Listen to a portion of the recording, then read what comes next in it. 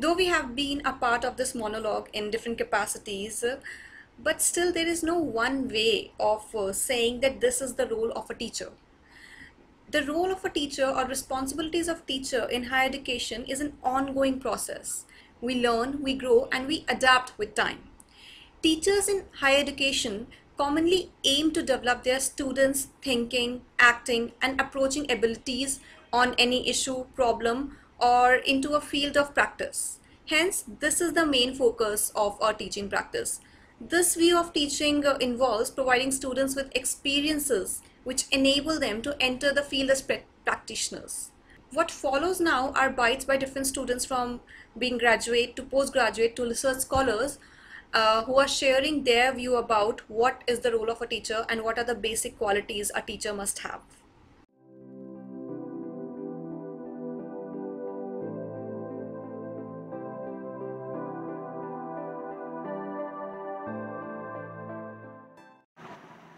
The role of a teacher, in my view, is to develop a critical and analytical way of thinking in students and how to approach a field of study in the most simple and easiest way, such a way that can lead to an overall intellectual development of a student.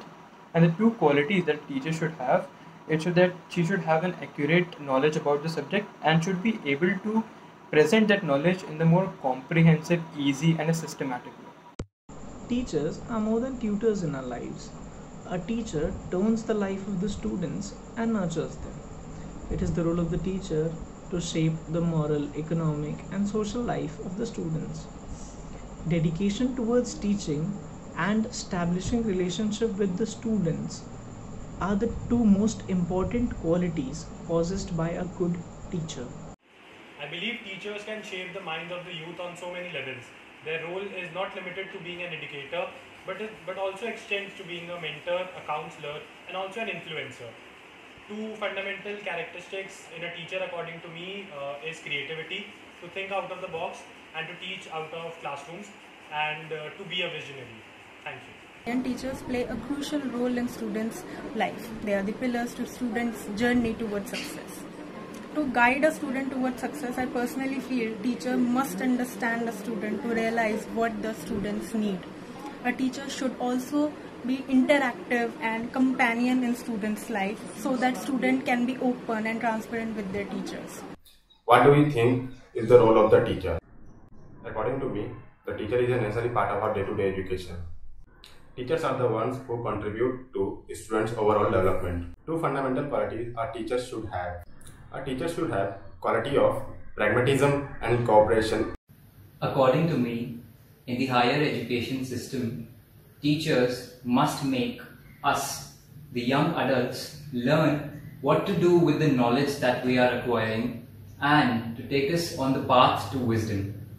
I also feel that teachers must have the quality to develop and bring out the character of their students.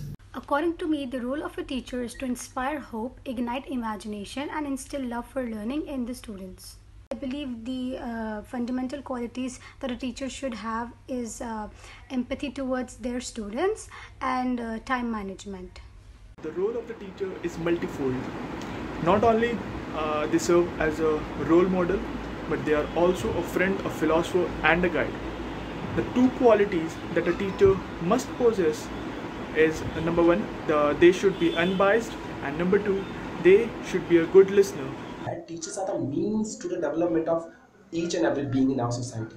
They are really an architect of our society, the architect of that society which is more value-centric, more human kind of society. Okay, and what for me are the different attributes or the different features of a teacher is that there must be a positive kind of attitude within a teacher, and second, he or she must be more practical in his way of teaching, kind of thing. To me, a teacher is not just someone who is good at teaching, but also someone who is ready to learn with us in the process, making it a two-way process. In the case of higher education, there would be instances where the student want to quit. That is where a teacher plays the major role of directing us and making us focus in the work. And coming to the qualities a teacher should possess, there are various qualities a good teacher should possess, but I would like to talk about qualities a teacher should not have. A teacher should not have preconceived notion about a student or their work. This would cause immense danger. Likewise, a teacher should not impose their ideas on the student, because if they would keep on implementing the ideas the teacher imposed. Rather, the teacher should make a room to think and make the student challenge himself or herself.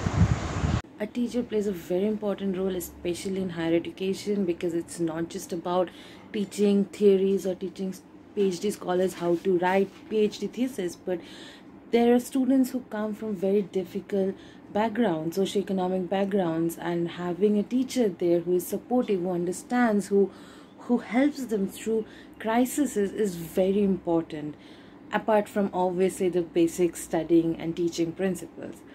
And this, for the second question, two basic qualities. I think the first, very important, is to treat your students as equals, as colleagues, and not some subordinate, because that hampers and that makes students more insecure than they already are.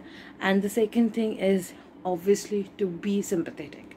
And that is basic things. And of course, like teaching principles and how to be a good teacher is something different, but from a student's perspective, this is very important.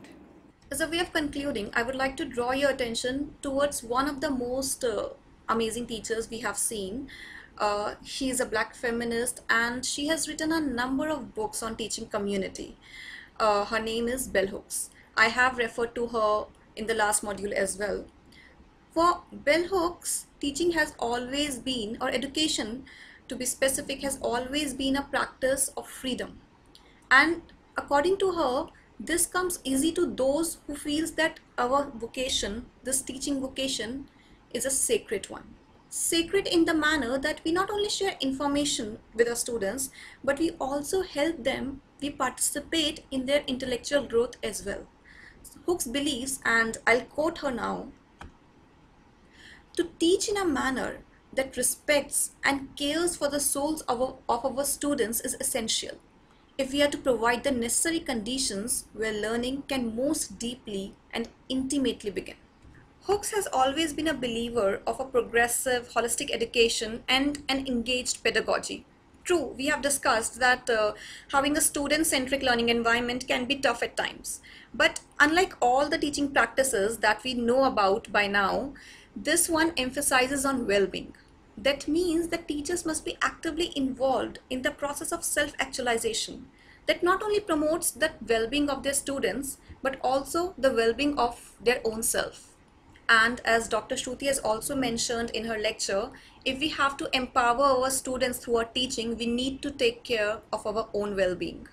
By now, we have discussed almost all the strategies and the techniques which we can employ in having an inclusive classroom. But despite all these strategies and plannings and efforts, there will be situations and there could arise times where the learning relationship with teacher, between teacher and student, can become the question of power, and authority will raise its head. For such situations, I would again like to go back to what Bell Hooks has said in her book Teaching to Transgress. She has said that what she tries to do in such situation is that she acknowledges her presence of authority and also acknowledge the limitations to it. This acknowledgement of authority and its limitation actually helps in creating a environment in class where both teacher and student can learn together again, and no one acquires the kind of power where they would use classroom as a site of domination. She also makes it a point that this domination is not only restricted to a teacher-student relationship, but there will be a power relationship, there will be a power struggle where there is diversity, and specifically in areas where we are talking diversity in terms of sexual orientation, race, gender, and in cases of India, in terms of caste as well. In fact, certain students can have potentially the power to coerce, dominate, and even silence others. Therefore, if we have to create a learning environment within the classroom, it is very much important that we diffuse hierarchy and we try and create a sense of community. We should, as Hooks has also written in her book, maintain that the classroom should be a place that is life-sustaining and mind-expanding, a place of liberating mutuality where teacher and student work together in partnership. I think we all can agree with this statement, and we can try and adapt ways and strategies and in our respective classrooms, in our respective disciplines, to make classrooms an environment which functions for the growth of everyone, including you.